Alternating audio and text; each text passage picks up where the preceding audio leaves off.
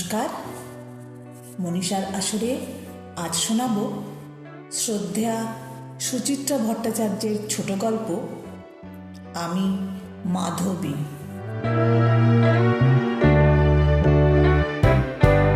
আমি রাজা যযাতির মেয়ে মাধবী। এক বসন্তের সকালে আমার প্রিয় সখীদের সঙ্গে বাগানে ফুল কুড়াচ্ছি। ডাক পড়ল আমার রাজসভায়। গিয়ে দেখি বাবা চিন্তিত মুখে বসে আছেন। সামনে ঋষির বেশে এক দিব্যকান্তি যুবক, পাশে আমার পিতৃসখা গরুর। রাজা মন্দ্র স্বরে বললেন, শোনো মাধবী, সখা গরুর ঋষি গালবকে আমার কাছে এনেছেন। ঋষি গালব আমার কাছে এমন কিছু চান যা এরা দেশে দেশে ঘুরেও পাননি। বাবা অকম্পিত স্বরে ঋষিকে বললেন, মুনিবর, এই মুহূর্তে আপনার প্রার্থনা পূরণ করার সঙ্গতি আমার নেই। আপনি এক কাজ করুন, আপনার প্রার্থিত 800 ঘোড়ার বদলে আমার কন্যা মাধবীকে নিয়ে যান। আমার কন্যাটি খুবই সুশীলা, রূপবতী। আশা করি একে পেলে আপনার অভীষ্ট পূর্ণ হবে। ঘোড়ার বদলে আমি? বাবার কথার বিন্দু বিসর্গ কিছু বুঝলাম না। বিহ্বল চোখ জন্মদাতার মুখ থেকে ঘুরে ঋষি গালবের দিকে পড়ল। ভাবতে মন্দ লাগছে না, এমন বিদ্বান সর্বাঙ্গ সুন্দর পুরুষ পাওয়া তো ভাগ্যের কথা। অন্দরমহলে খানিক কান্নাকাটির পর সকলের কাছ থেকে বিদায় নিয়ে এক বস্ত্রে ঋষি গালবের সঙ্গে রাজপ্রাসাদ ছাড়লাম আমি। হাঁটছি তো হাঁটছি, রাজধানীর লোকালয় পার হয়ে এলো ছোট্ট অগভীর বন। বনের শেষে কুলকুল এক নদী। পথশ্রমে ক্লান্ত হয়ে নদী তীরে বৃক্ষছায়ায় বসলাম। দীর্ঘ পথের নীরবতা অসহ্য লাগছিল। মরিয়া হয়ে প্রশ্ন করলাম, আপনি এত গম্ভীর কেন ঋষি? আমাকে কি আপনার পছন্দ নয়? রুক্ষ স্বরে গালব বলে উঠলেন, আমার মনে হয় রাজা যযাতি তোমার পিতা তোমাকে সবটা খুলে বলেননি। আমি তোমাকে গ্রহণ করার জন্য আনিনি, অন্তত এই মুহূর্তে। আমার জন্য তোমায় একটা কঠিন কাজ করতে হবে। আমার বুক থর থর। অস্ফুটে বললাম, আজ্ঞা করুন। গালব বলে উঠলেন, আমার গুরু বিশ্বামিত্র আমার কাছে 800টি দুর্লভ ঘোড়া গুরু দক্ষিণা চেয়েছেন। এমন ঘোড়া যাদের গায়ের রং ধবধবে সাদা, কিন্তু একটি কান শ্যামবর্ণ। অযোধ্যার রাজা হর্ষেশ্বের কাছে এমন ঘোড়া আছে শুনেছি, তবে খবর পেয়েছি তিনি তা এমনি এমনি দেবেন না। বিনিময়ে তিনি এমন এক নারী চান যে তাকে রাজ চক্রবর্তীর পুত্র উপহার দিতে পারে। তোমাকে যদি তিনি পছন্দ করেন তবে তার হাতে তোমাকে তুলে দিয়ে আমার ঘোড়া সংগ্রহ করব। এ কি বলছেন গালব? আমি স্তম্ভিত, বাকরুদ্ধ।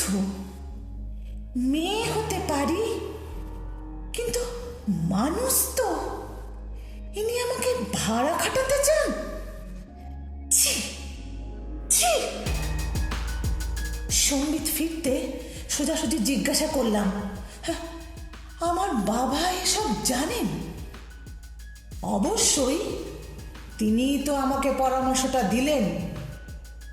রাগে, দুঃখে, অভিমানে চোখে জল এসে গেল। ক্ষণক্রমে বললাম, তার মানে এখন আমায় অযোধ্যায় জীবন কাটাতে হবে যতদিন না আমি পুত্র প্রসব করব ততদিন। তারপর গালব কোমল স্বরে বললেন, তারপর আমি তোমাকে ফেরত আনতে পারি। আবার শুরু হলো যাত্রা। নদী, পাহাড়, অরণ্য, জনপদ পেরিয়ে পৌঁছলাম অযোধ্যায়। রাজা হর্ষেশ্বরের সভায় আমাকে নিয়ে গেলেন গালব। প্রস্তাবটি রাখলেন রাজার কাছে। রাজা আমাকে খুঁটিয়ে খুঁটিয়ে দেখলেন, যেমনভাবে বিক্রয়যোগ্য পশুকে দেখে কোনো বণিক। মুখে হাসি ফুটল রাজার। এ মেয়ে ভারী সুলক্ষণা, মনে হচ্ছে আমি যা চাই তা এ দিতে পারবে। কিন্তু আপনার শুল্ক তো আমি পুরোপুরি মেটাতে পারবো না মনিবর গালব। ওরকম ঘোড়া আমার কাছে মাত্র 200টি আছে, আপনার তো প্রয়োজন 800টি ঘোড়া। গালবের মুখ পলকে পাংশু হয়ে গেল। একান্তে অস্থির স্বরে বললে উঠলেন, এখন এখন আমার কি হবে যজাতির মেয়ে? গুরুদক্ষিণা মেটাতে না পারলে আমি যে মহাপাতকী হব। মরার পরে স্বর্গলাভের কোনো আশা থাকবে না। না না, তোমাকে দিয়ে আমার কোনো কাজই হলো না। কথাগুলি তীরের মতো আমার মর্মস্থল ভেদ করল। ক্ষণিকের জন্য পাথর হয়ে গেলাম। মনোকষ্ট চেপে রেখে বলেই ফেললাম, এর তো সহজ সমাধান আছে ঋষি। আপনি 200টি ঘোড়ার বদলে এর কাছে আমাকে রেখে যান। ছেলে হতে তো বছরখানিক সময় লাগবেই। এর মধ্যে আপনি খোঁজ খবর করুন, আর কোন রাজার কাছে এমন ঘোড়া পাওয়া যায়। ভাড়া খাটাই যখন আমার মতো মেয়ে মানুষের নিয়তি, তখন না হয় আরো কয়েকজন রাজার শয্যা সঙ্গিনী হব। আপনার প্রার্থিত সংখ্যক ঘোড়াও মিলে যাবে। প্রস্তাবটায় তীব্র শ্লেষ ছিল। ভেবেছিলাম বিদ্রূপের অভিঘাতে আহত হবেন মুনিবর, কিন্তু না, গালবের মুখে যন্ত্রণার চিহ্ন মাত্র নেই, বরং উদ্ভাসিত হয়েছেন। উপায়টা মন্দ বলনি। আনন্দের আতিশয্যে আমার হাত জড়িয়ে ধরেছেন। তুমি আমায় বাঁচালে যজাতির মেয়ে, কি বলে যে তোমায় কৃতজ্ঞতা জানাবো। আমি কথা দিচ্ছি, আমার অভীষ্ট সিদ্ধ হলে তোমাকে আমি আমার কাছে নিয়ে আসব। ধন্য আশা কুহকিনী, ধন্য পুরুষের প্রতি নারীর আকর্ষণ। একটা আশার দীপ্তি জ্বলে উঠল বুকে। গালব চলে গেলেন। আমার ঠাঁই হলো রাজা হর্ষেশ্বরের অন্তঃপুরে। শুরু হলো আমার নদীর জীবন। বয়ে চলেছি। একে একে 3 রাজার শয্যা সঙ্গিনী হলাম আমি। হর্ষেশ্বরের পরে কাশীরাজ দিবদাস, তারপর ভোজরাজ উশিনর। এরা প্রত্যেকেই মহৎ, কিন্তু পৃথক ধরনের মানুষ। শুধু একটি বিষয়ে 3 জনের ভীষণ মিল। মাত্র 200টি ঘোড়ার বিনিময়ে একটি নারীকে ভোগ করতে কারো মনে এতটুকু দ্বিধা নেই। প্রাকৃতিক নিয়মে এদের প্রত্যেকেরই গৃহেই আমি গর্ভবতী হয়েছি। 3 জনকেই উপহার দিয়েছি একটি করে পুত্র। 3 সন্তানকেই দুধমার কাছে ছেড়ে চলে এসেছি। প্রতিবার সন্তানদের ছেড়ে আসার সময় আমার বুক ফেটে যেত। বুকের দুধ যন্ত্রণায় জমে পুজ হয়ে গেল, শুকিয়ে মরে গেল। 3বার। তৃতীয়বার রাজা উশিনরের প্রাসাদ থেকে বেরিয়ে গালবকে বললাম, এখনো আপনার 200টি ঘোড়া সংগ্রহ করা বাকি। এবার কোথায়? গালবকে খুব বিষণ্ণ হতাশ দেখাচ্ছিল। হতাশ স্বরে বললেন, আমার চেষ্টা বোধহয় সফল হলো না। কাল গরুর এসেছিলেন, তিনি যা বললেন তাতে বাকি 200টি ঘোড়া পাবার কোনো আশা আর দেখছি না। মহর্ষি ঋচিকের জামাতা যৌতুক হিসাবে এরকম 1000টি ঘোড়া পেয়ে ব্রাহ্মণদের মধ্যে দান করে দিয়েছিলেন। সেই ব্রাহ্মণদের কাছ থেকেই হর্ষস্য, দীপদাস আর উশিনর 200টি করে ঘোড়া কিনে নিয়েছিলেন। বাকি 400টি ঘোড়া চুরি হয়ে যায়, কেউ জানে না কোথায় আছে।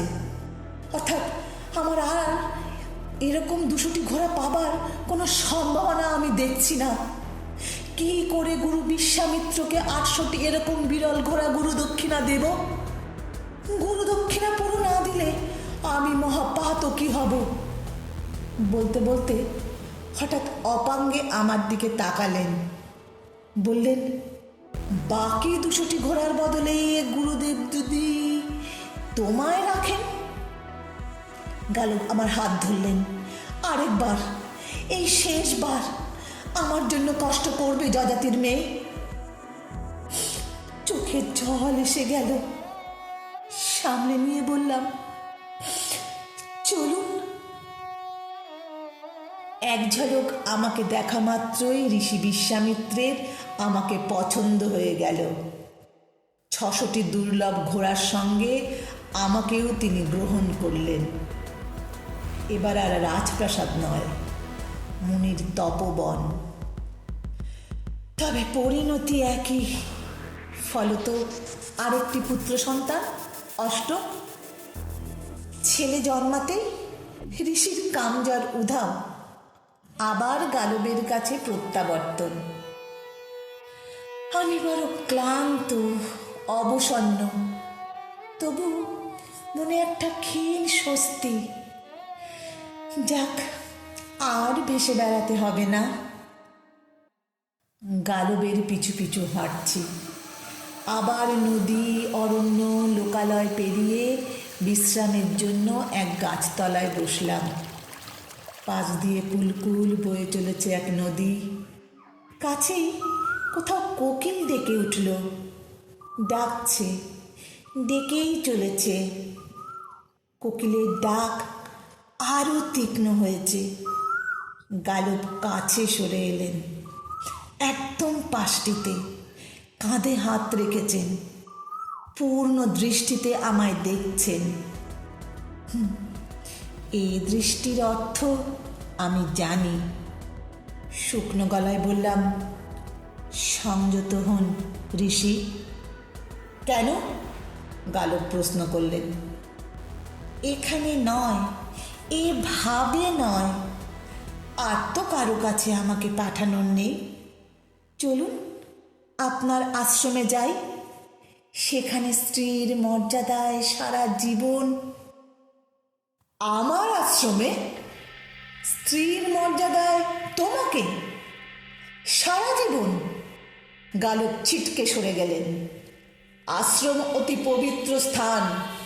তোমাকে সহধর্মিণী করে কোনোভাবেই আশ্রমে আমি বসবাস করতে পারবো না যজাতির মেয়ে। পলকের জন্য স্তম্ভিত, পলকেই স্থিত। আবার শরীরটা কেমন গুলিয়ে উঠল। এত বিভূমিশা আগে কখনো জাগেনি। হিতাহিত জ্ঞান লোপ পেল। চিৎকার করে উঠলাম, সরে যান, সরে যান, আমাকে স্পর্শ করবেন না আপনি। না, গালব এরপর আমাকে আর স্পর্শ করেননি। বাবার হাতে নামহীন যজাতির মেয়েকে তুলে দিয়ে চিরতরে বিদায় নিলেন ঋষি গালব। এখানেই আমার কাহিনী শেষ হতে পারত। বাদবাকি জীবন বাবার অন্তঃপুরেই কাটিয়ে দিতাম। রাজকন্যাদের তো আর ভাতের অভাব হয় না। কিন্তু বিধিবাম মহাপুণ্যবান রাজা যজাতির ঘরে অবিবাহিত মেয়ে রয়েছে বলে তার রাতে ঘুম হয় না। ওদিকে আবার মনে সংকোচও আছে। 4 বাচ্চা হওয়ার মেয়ের বিয়ে দিতে চাইলে অন্য রাজারা পরিহাস করবে না? 5 ছেলের সঙ্গে পরামর্শ করে রাজপ্রাসাদ থেকে বহু দূরে গঙ্গা যমুনার সঙ্গমস্থল প্রয়াগ তীর্থে আমার স্বয়ম্বর সভার আয়োজন করলেন। আজ সেই শুভ দিন। প্রয়াগ তীর্থের এক আশ্রমে আনা হয়েছে আমাকে। আশ্চর্য ব্যাপার, 4 ছেলের মাকে বিয়ে করতে বেশ কিছু রাজাও এসেছেন। এমনকি নাগ, যক্ষ, গন্ধর্বও এসেছেন। কিন্তু কেন? পুত্রদায়িনী সুলক্ষণা মেয়ে মানুষ হিসেবে প্রমাণিত হয়েছে তাই। বধূ সাজে সজ্জিত হয়ে বড়মাল্য হাতে সভায় প্রবেশ করলাম। কিন্তু কাকে পরাবো মালা? এই উপস্থিত সব রাজাদের মুখেই আমি হর্ষস্য, দিবদাস, উশিনর, বিশ্বামিত্র এবং সর্বোপরি গালবের ছায়া দেখতে পাচ্ছি। কাকে কাকে কাকে পরাবো মালা? এর থেকে কোনো জঙ্গলে চলে যাব? বাঘ, ভালুক, শিয়াল, কুকুরদের জগৎ কি মানুষের সমাজের চেয়েও হীন? মানুষের সমাজের চেয়েও হীন কিছু আছে? ভাবছি ভাবছি আমি ভাবছি। মালা আমার হাতেই শুকিয়ে ঝরে পড়ে গেল। এতক্ষণ শুনছিলেন মাধবীর করুণ আখ্যান। মাধবী কিন্তু কোনো কাল্পনিক চরিত্র নয়, পুরাকালের সীতা, সাবিত্রী, দ্রৌপদীর মতোই এক জীবন্ত চরিত্র। কেমন লাগলো কমেন্ট বক্সে জানাবেন। আপনাদের উত্তরের অপেক্ষায় রইলাম। নমস্কার।